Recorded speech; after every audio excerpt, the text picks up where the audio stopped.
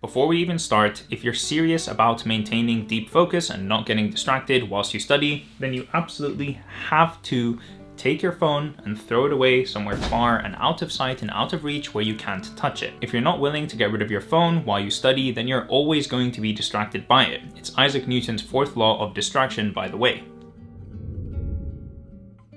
The first thing I do, which I think is really easy and often overlooked by other students, is just getting everything that you might need over the course of your study session and putting it on your desk before you sit down. That way you have no reason to leave your desk and get distracted somewhere else in the house or the library or wherever you are. Common things I get are a lot of coffee or tea or sparkling water, whatever it is that I want to drink to keep me going throughout the session. Then of course, snacks are essential as well for when I start to get peckish. I usually have some fruit with me, apples, tangerines, bananas, grapes, whatever. And then for example, let's say you need to do a bunch of writing with lots of different colored pens for flowcharts or diagrams or something like that. Before you sit down, get your ruler, get your calculator, get your pens, your pencils, everything that you need within an arm's reach. If you need to at some point start using a textbook, then get that and put it on your desk as well, all from the very beginning. That way when you sit down, you're in the studying zone with everything you need around you and you have no reason to get up, wander and get distracted somewhere else. Personally, for me, when I'm studying, I find that any time that I get up and off of my desk, that's when prime distraction hits. You know, my sister will come out of her room and she'll be like, "Hey Nasser, want to chill for 5 minutes?"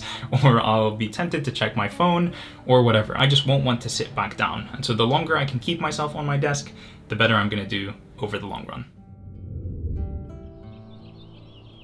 This honestly might be my hidden superpower. It's like a productivity hack that I swear nobody uses. Before any study day I have, the night before or the day before, I always decide what it is that I'm going to be doing the next morning. That way, when I wake up, I brush my teeth, I have my breakfast, I chill and watch a YouTube video, whatever, I'm not thinking about studying. I'm not worried about what I'm going to be studying. I'm just completely chill, relaxing and enjoying myself. Then, when I sit down on my desk and it's time to get studying, I just check my schedule or my plan and I look at what I told myself I was going to do the day before or the night before or whatever. This immensely reduces the decision fatigue around what should I study, when should I start, how long is it going to take me, how long should I sit down for. I just sit down and I study for a 4-hour block. This reduction in the amount of time that I need in order to get studying makes studying easy and effortless, and beginning studying is often the hardest part. So if you can have these tips and tricks to sort of get you in that beginning zone, then the rest will just take care of itself.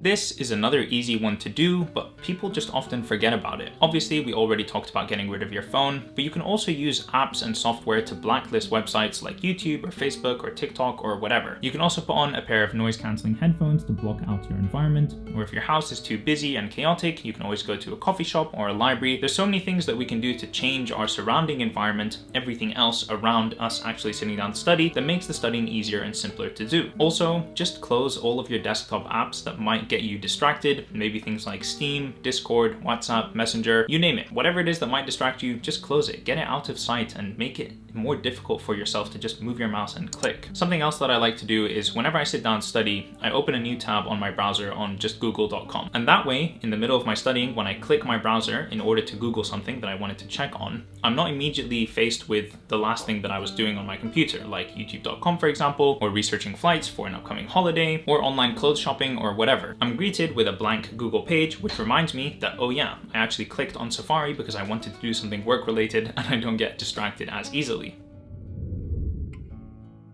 So studying in groups has always been and will always be a key component of my studying. The reason for this is that accountability is a really useful extrinsic motivating factor that can help keep us focused and keep us studying. Having a study partner, whether that's in the library physically or on Zoom, or in a study with me focus group on Discord like we have over on my Patreon, the Kharma Club, link in the description down below, can be so helpful. Just knowing that other people around you are working hard, focused, and studying can really help you study and stay focused yourself. I love having that accountability in my life because as soon as I start to lose sort of the internal motivation or internal drive to keep studying, I get the external motivation from the other people around me because I know that we're all going through the same thing, the same experiences at the same time.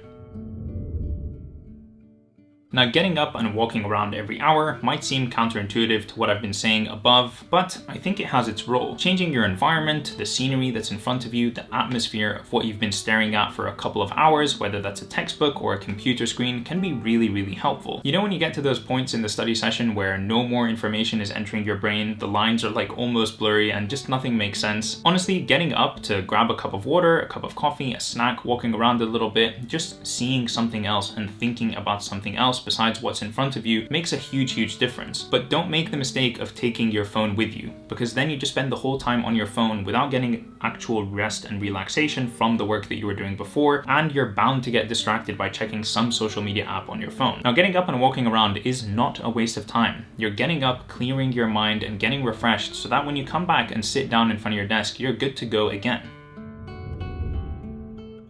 Honestly, having a plan probably should have gone further up in my list. Plans are my best friend, and if you don't already make plans for your studying, please start. I promise you're not going to regret making one, and it just helps make life so much easier. If at the beginning of your day you make a skeleton or an outline of what you're going to be doing that day and what you're hoping to achieve by 1 hour of work, by 2 hours of work, etc., it can A, help you stay on track, but also B, motivate you as you complete those smaller tasks. And breaking up your bigger day into those smaller tasks and pieces makes them much more manageable to do. I always say that I couldn't be nearly as productive as I am without planning. It helps me so much, and if you don't already make them, I'd highly recommend you give it a go. And alright, that is it. Those are my 5 best tips for maintaining deep focus. I hope that you've enjoyed this video and happened to take 1 or 2 valuable things away from it.